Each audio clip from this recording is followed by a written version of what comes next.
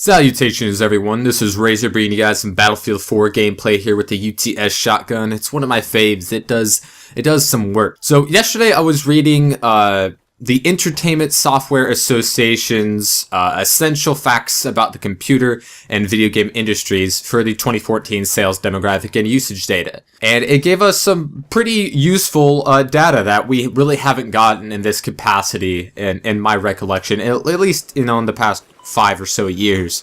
And it is very, very detailed. I'll leave the link in the description to the entire report. But it gave us some pretty useful numbers to see where this $22 billion a year industry is going, what it's comprised of, and how. And this is America, by the way. So, I mean, depending on where you live, it's more or less what these numbers are going to be. But America, I think, is a telling example of the video game industry, especially since America makes most of the games.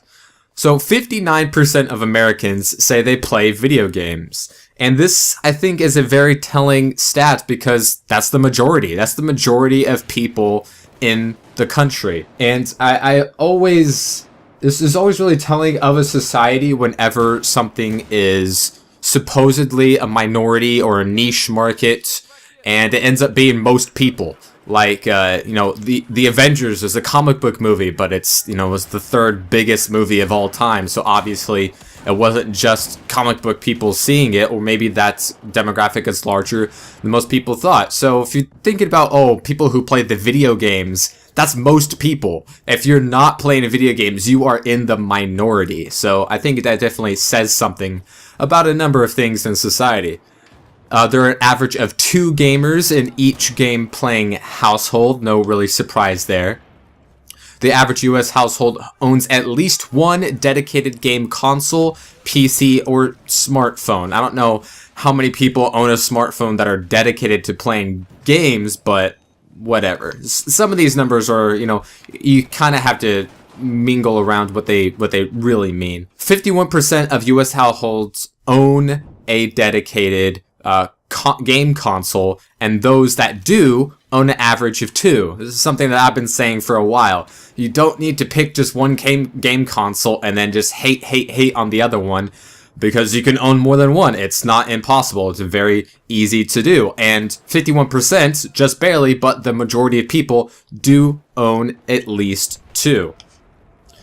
Among the American households that own a device playing video games, 68% of people play on the console. So that's not something that really has changed in recent years. 53% of players play games on a smartphone, and 41% of players play games on a wireless device. And they say that wireless and smartphone use of gaming has gone up in the past few years, which I can only speak for myself, has gone significantly down. I haven't played a game on my phone or my iPod in, 5 years. I really haven't. When, 5-6 years ago was when I was playing them all the time, but I really haven't much since. But no surprise that society is going the other route on that one.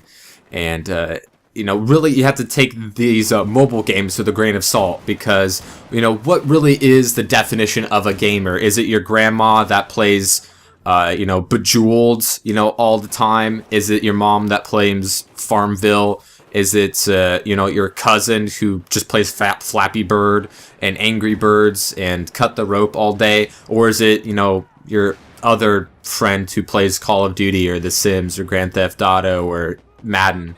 These are the kind of things that are really left up to interpretation, so you kind of have to, read between the lines here. The average age of a gamer is 31 years old. No surprise there, that really hasn't changed. The majority of gamers are 36 years old or older. So the majority of gamers are at least 36 years old. A lot of people tend to think that most people who play games are like, those are just little kids, and then guys grow out of it, right? No. Most people that play games are, well within the adult era. 32% are between the 18 and 35 years old, so that'd be my demographic. And the smallest demographic are those under the age of 18. So, This is definitely telling, because most people seem to think that, you know, video gaming is a childish thing.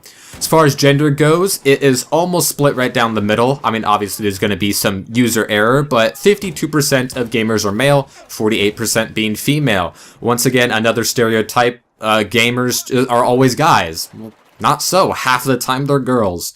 That's just the way it works. And women 18 or older represent a significantly greater portion of game playing population than boys 18 or younger. So there are more adult women playing video games than there are young boys. So by a lot, 36% adult women and only 17% young boys. The number of female gamers aged 50 and older, this is an interesting stat. 15 or older aged female gamers has increased by 32% from 2012 to 2013. Now, granted, I would attribute this most to, you know, social gaming.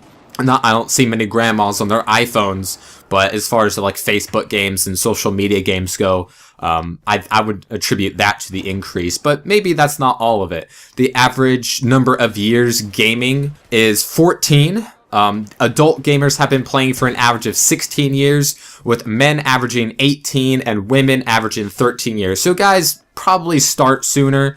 If not, they just play longer, or maybe these numbers will change, you know, in the future. I mean, 20 years ago, I think the gender gap was probably a little bigger. My years of gaming is 20 years, so that's a little bit above average, and I don't see that. I see this demographic getting larger as the years go on. You know, the octogenarians of today probably don't play very many games, but octogenarians of, you know, 50 years from now, I think will be quite large, and I'll probably be one of them. Who buys the computer and video games? Average age of a frequent game purchaser is 35, and the most frequent game purchasers, as far as gender is considered, is split right down the middle at 50-50, men and women. 44% of game players state that the computer and video games give them the most value for the money. Everyone else is just lying to themselves, because it is very much exemplified through just simple math that video games gives you the most bang for your buck when it comes to spending your money on entertainment. Now, the types of games that people play the most often: social games at 30%, puzzle, board, and game show, trivia, and card games. I thought was a surprisingly 28%, so the second most played. And third most is action, sports, strategy, role-playing. Third most is persistent multiplayer universes, so, you know, your online worlds, and 8% other.